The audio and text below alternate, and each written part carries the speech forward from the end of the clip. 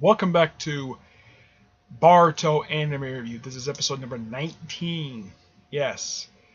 Now we're starting the adaptation of the Naruto Gaiden. Yep, this is the first part, Sarada Uchiha. And the episode starts off with various characters training with their dads. Shikadai training with his father, Shikamaru, with the shadow paralysis stuff. Rock Lee, Metal Lee basically doing a handstand on top of two buildings. Let's see. Inojin and Sai doing the Super Beast Scroll. Just practicing with that. Choji shows up a little bit. This is actually the second appearance Choji's made in this series. And he just, doing what he always does. Yeah, he did this a lot in the original series. He ate a lot of potato chips. A lot of them. And when he's seen eating potato chips. There's also Sakura makes her third appearance in the series. Yep, Sakura does. And she does something that actually I do remember happening in the manga. She destroyed her house with her monster strength by accident. Yeah, she just punches the ground, and just because she raised her voice at Sarada because she's questioning her about her father, and then her house gets destroyed. Yeah, it is so hilarious. And to see her reaction, and she's like, "Oh no, the loan wasn't paid off yet." And it was a nice looking house. You didn't get a chance to see that much of the house, but yeah, it would have been nice to see if they show Sadara's bedroom. I mean, the only character's bedroom they show in the series is just Boruto. And of course, once again, because, this is the way it's been since episode 14. Yeah, very little Boruto this episode. Yeah. Even though the series is about him, they're tremendously cutting him down. But in the case of this arc, there's a very good reason for that. Because Boruto in the Naruto Gaiden, the 10-chapter thing that Kishimoto worked on right after he concluded the Naruto manga, Boruto was seen a couple times in that particular manga. And it makes sense for him to make very little appearances in this particular thing. I wouldn't be surprised, though, because the show is called Boruto. And I wouldn't be surprised if they have the character make cameo appearances in his own series. But this arc is all about Sarada and her looking for her father. And she goes to research her family history, or clan's history, which is the first time I've seen her actually do this. And she finds about the Uchiha clan massacre. She does not know that, in fact, her uncle was the one who actually did the massacring with Uchiha. I wouldn't be surprised if Naruto told her that, because next episodes they're going to work together. Sasuke appears in the series, making his, I believe, second appearance in the series. Yeah, his second appearance. And he's seen coming out of... I'm trying to think of what the name of this thing is. It's a particular type of thing that his Rasengan basically is known for doing. Basically open up a portal. He did the same thing in the Boruto movie, but it's nice the fact that he does it in the series, and he just uses sort of a quick transportation thing.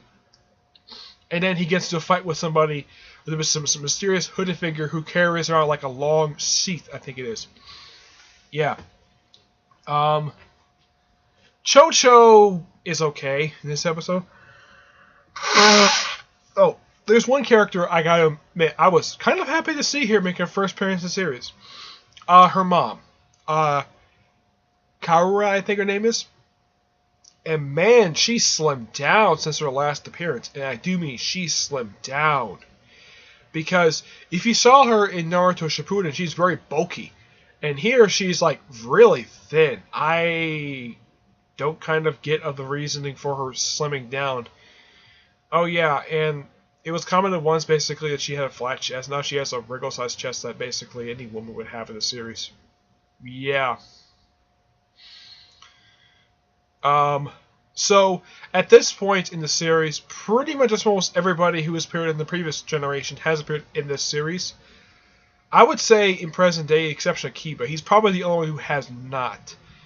Oh yeah, Rock Lee, when he shows up, his second appearance in the series of Rock Lee. Actually, more like his third, because he did also appear in the flashback in the previous episode. So, yeah, Rock Lee's made 3 appearances. Choji's made 3 appearances, at least 2 appearances in the series. Surprisingly, Shinnell did not make an appearance in this episode. Yeah, this is something, because usually he does appear, even if it's for a very small role, or in the case of the last episode, a flashback.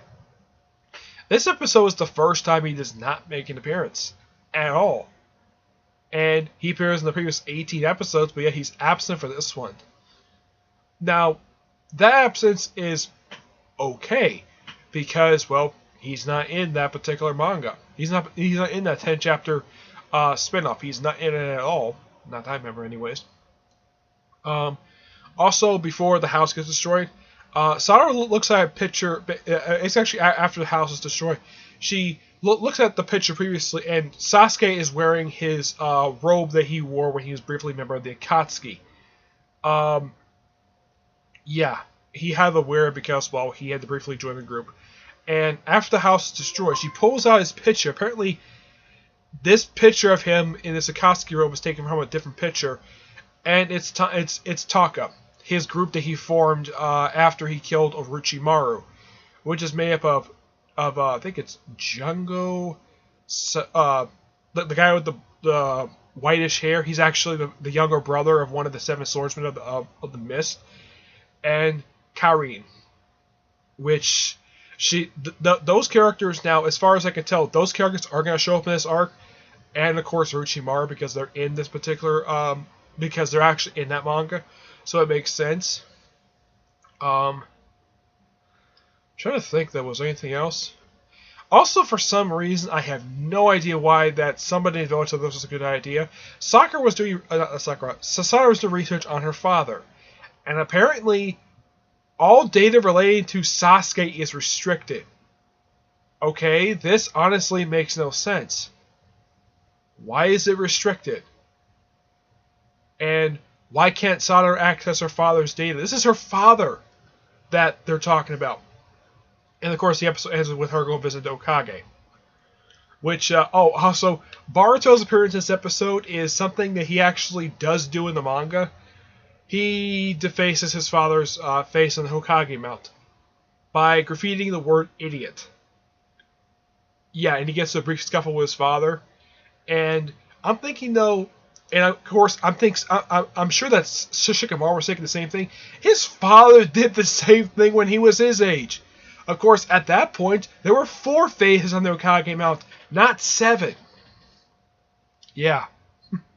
So basically, Boruto was doing the same thing his father did, except instead of doing all the faces, he just did one.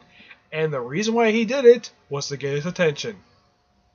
Oh, and by the way, he's caught so easily by Shikamaru's shadow possession jutsu. He's about to get away after hiding in the sewer. I'm not kidding. He hides in the sewer just to hide from his father. And it turns out that the version of his father basically is chasing him as a shadow clone because the real Naruto is in his office. Yeah, it's quite hilarious. And yet Sadara is the one basically says, oh yeah, he went that way. Oh my gosh. I mean, that was such a cliche scene of basically of them knowing this stuff. Now, it's not surprising that Sadara does know who the 7 Hokage is. Well, mainly because her mother is basically good friends with him. So it makes sense. The fact that he would know the name of all of Boruto's friends. Yeah. So it makes sense that he would do that. And I'm glad the fact that this particular arc, you actually get a chance to see, you can see a little bit more of Naruto. In the last episode, you saw a bunch of him. Because, well, he's made very little appearances throughout the whole series.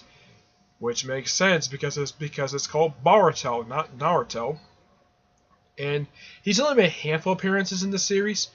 But generally, almost every time you see him, he's always wearing that, exception a couple times, he's always wearing that sort of like cape thing that he got when he became Hokage. Yeah, he's always seen wearing that, so yeah, it kind of does make sense that he would just, it seems kind of odd, he would just run around chasing his son wearing that thing. Couldn't he at least, I don't know, take the thing off? Nope. I guess not, because he's just in a big hurry. But yeah. This was actually a pretty good episode.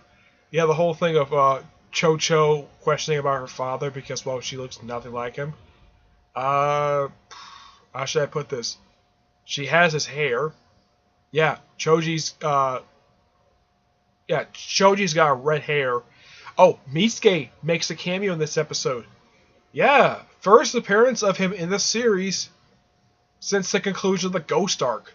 Yeah, it's been a few episodes since I've seen him, so it's nice to get a chance to see a character in here. Now, at this point in the timeline, nobody knows that Misuke's father is Orochimaru. That's not found out until the film, so at least they're still keeping that a secret. All they know is that he's a transfer student from the Sound Village, which is a village founded by Orochimaru.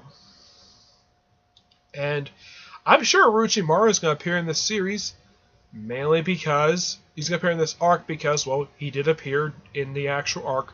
That he did appear in the 10-chapter manga that this arc is adapted from, which I'm sure a lot of people are very happy that this thing is adapted. My friend Edgar is very happy too.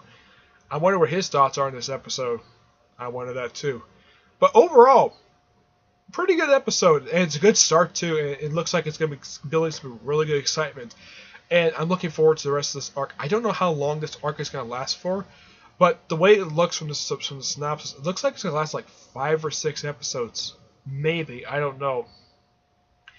It just depends because, well, this manga is 10 chapters long.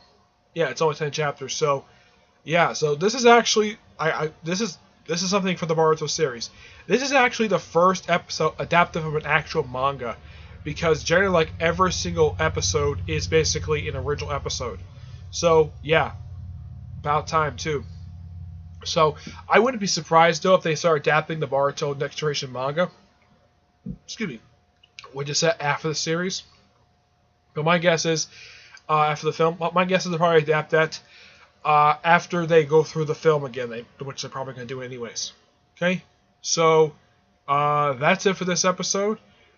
Stay tuned for next week's episode, which is The Boy Who Has a Sharingan. Oh yeah, I also forgot. Sarada does research on the Sharingan. I wonder if Naruto will tell her that how her father got the American Sharingan by witnessing his brother die. I'm sure that he'll probably tell her about Sasuke's brother Itachi, and also the fact that Itachi looks almost exactly like his father, except he's just an older version of him. I'm sure of that, but I'll see you all in my next video, whatever it's going to be, okay? But until then, I will see you there. Bye.